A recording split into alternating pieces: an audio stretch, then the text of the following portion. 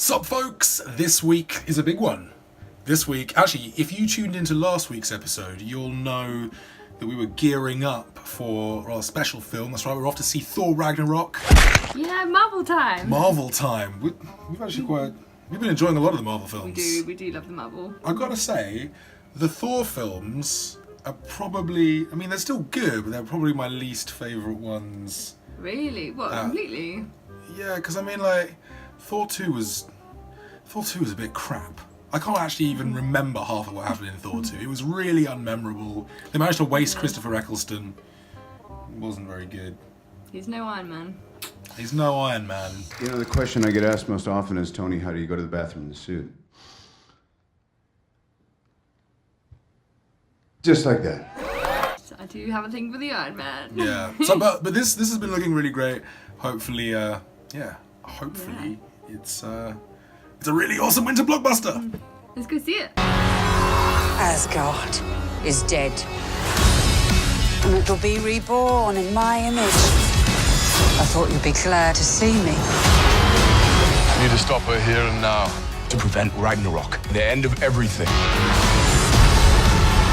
So I'm putting together a team. Like the old days. Surprise! This will be such fun. So we've just come back from Thor Ragnarok. Yeah, we have. And as we like to do, we're going to try and summarise a few of our thoughts in 3 words each. So, Thor Ragnarok. Okay, my 3 words are hilarious, characters, and expected. Okay, that's quite interesting. So mine's actually refreshing. Concords and silly. Cool. So yeah, those are kind of spoiler free. Make of that what you will. We're gonna deep dive into this after the transition. Core, it was Thor. Certainly was that. You said expected and I said refreshing. So Yeah, what made you say yeah. expected? Well, I mean, I went to see a Marvel film with characters that I know and like, expecting some witty banter and some superhero goodness and probably some good music, bit of action, a lot of humour. I got exactly that. Okay, so it was expected in a positive sense? Yeah, it was positive. I mean, I love Marvel films, so yeah, so if I go and see a Marvel film expecting that kind of stuff, then yes, that's good if I come away with that. There's also a slight element of predictability that potentially isn't going to, I don't know, I think maybe it's expected that I wouldn't necessarily love every single Marvel film as much as each other. I think the dynamic between Hulk and Thor was amazing and hilarious. It was really good. It was so funny, and that's why I said hilarious as well. It was one of the other 2 sort of periphery characters, like the Stone Man, we'll talk about him I'm sure, was so funny, and I thought it was great. But I just think that it was just exactly what I was expecting, which was it really was a good thing. I really loved it, but I just, you know, there was no sort of surprise element. I don't know, but then it kind of sounds weird because then refreshing sort of indicates the opposite. What did you think? Yeah, I thought it was quite refreshing in the sense that it was quite subversive in a way. It poked a lot of fun at superhero movie tropes. I think, like, the number of situations where, and Marvel is generally quite good at this, but I think this really ramped it up. And obviously Guardians has had an effect, Guardians of the Galaxy has had an effect on the Marvel universe to a certain degree. That sort of, the humorous, it's the gentle humorous poking of fun at superhero films always being super duper serious. And this is where DC has run into massive trouble because all of their superhero films up to this point, Justice League looks quite interesting though, have been super dark and gritty and serious and quite po-faced, and they've actually fallen massively flat because the plot holes have seemed all that much bigger because it's taking itself ridiculously seriously. Whereas Marvel, they've alreys managed to inject that little bit of humour. But I thought this was really, it was quite a different type of humour. Taika Waititi, the director, he's worked a lot with Flight of the Conchords. Conchords was another one of my words. And you know, he's worked a lot with people like Jermaine Clement and Rhys Darby, who've got this very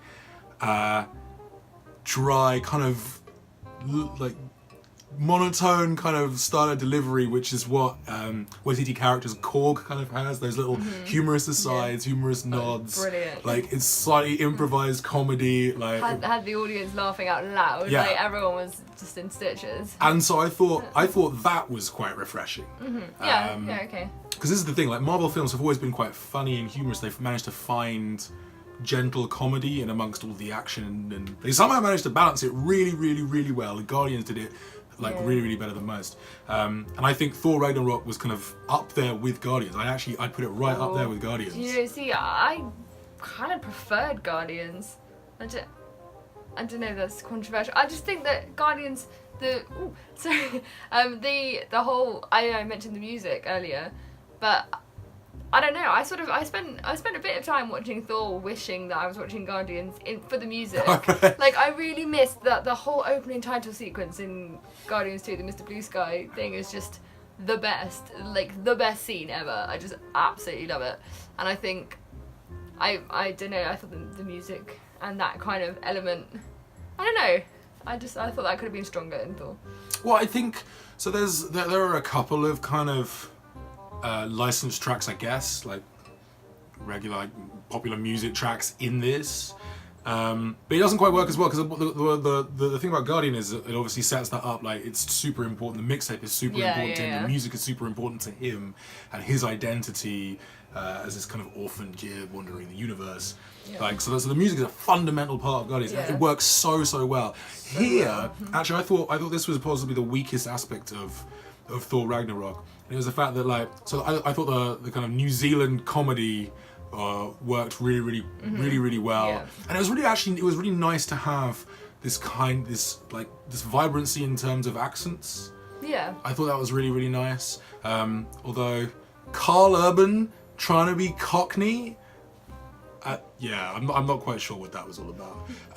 But I think you're right. Like, the music in the film was a little bit mishmashed, and so you had epic scores, like as you might have heard from like the first two Thor films, and then you had some modern music in there as well, and it didn't quite click because it wasn't framed necessarily the same way. And then all of a sudden, this 80s synth that was kind of like more Stranger Things, and it was like, what is this doing here? Kind of thing. So I was a bit disoriented. Also, can we please stop putting Immigrant Song in everything? I mean, I love it, but come on. It's like, Immigrant Song is like the popular music version of Hans Zimmer's Yeah. Yep. So anyway, what did you think of Hela? Because Kate Blanchett is so great. See. I love Kate Blanchett. I don't necessarily agree. Elaborate. Like, the combination of her face and her voice annoy me. I don't know what it is. That was pretty So, rude. I know. So, like, it's just something about her. I don't know. There's something about her voice, like the tone of her voice, slightly grates on me. But And she's a quite villain. Like she's supposed to be a little No, I bit. mean it in every film. Right. She always kind of irritates me a little, just a tiny bit. Like, and she was fine. No Galadriel gifts for you. Well, I know. Galadriel is not my favourite at all. Anyway, so the point is that I don't love her anyway. I think she's a great actress, I really do. But there is something about her that just grates on me personally. But I think, and actually I was thinking about what you said about the villain in Kingsman 2. Because I kind of got that with this one, that she was a bit of a random villain. They suddenly realised they had a sister. She just turned up out of nowhere. The dad just sort of died, and then they were like, oh, we have a sister. Oh no, she's gonna try and like destroy everything. Oh no. They didn't really sort of dwell on it. They didn't really act shocked. She didn't really get developed very much. Like, she just sort of was there a bit, and every so often you just see her like killing a few people, and then she would just go away again, and then she just sort of died at the end. And I just found like it was a bit underwhelming. So I actually completely agree with you. Yeah. And I think Marvel has a consistent problem with villains. Like, I don't think they've necessarily created particularly great villains. You're right. I think.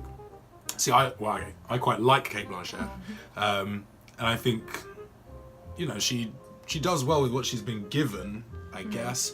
But yeah, the film doesn't really invest in Hela a huge amount. No. And I think plot-wise, it's quite a weak film, but it's saved massively by just really funny writing. Like, Yeah, very, very it's good-natured, really good-humoured funny. writing. Yeah. A lot of zingers between Hulk, Thor. How they've made Hulk, how they've turned Hulk around is incredible. I don't know how he's gone from being like the failure in 2 films. Sorry, Eric Bana and oh god, Edward Norton.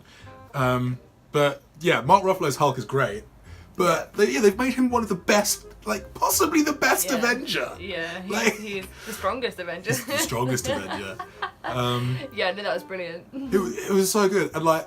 And the Valkyrie girl that they put in with them as well, she was great. Yeah, She yeah, was really, fantastic. really good The 3 dynamic. of them sort of bounced off each other quite nicely. Yeah, Tessa Thompson really, really good in her role. Like, it was there was a lot of anytime we got away from Asgard basically, and any of the kind of faux serious stuff, like Yeah. it was great. And even like once again like Thor Loki, great dynamic Yeah, there. yeah, always, Could have done with a yeah. little bit more Loki perhaps. Yeah, I definitely agree with that. Yeah, because he's just always so great, and as you say, their dynamic is brilliant, and he wasn't in it a huge amount. And I found like the sort of also part of me that thinks now, because he keeps sort of pretending to be on side with Thor and then betraying him, they almost don't make much of that anymore, because it's so predictable that Thor's like, oh, you did it again.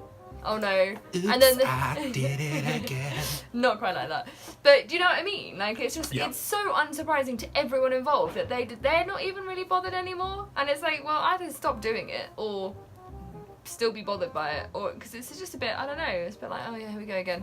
But like, But it's I a tricky really one. loved it, so don't like, that's not. It's a massive tricky one criticism. because I don't think again, maybe they don't really know what to do with Loki as a villain, potentially. But Yeah. I don't think that would have necessarily fit with kind of the tone of the film, I guess. Yeah, no, I think you're probably right. I'm not suggesting that. Don't think they necessarily could have sort of changed it almost. I just think it's just one of those things that maybe after a while gets a bit predictable.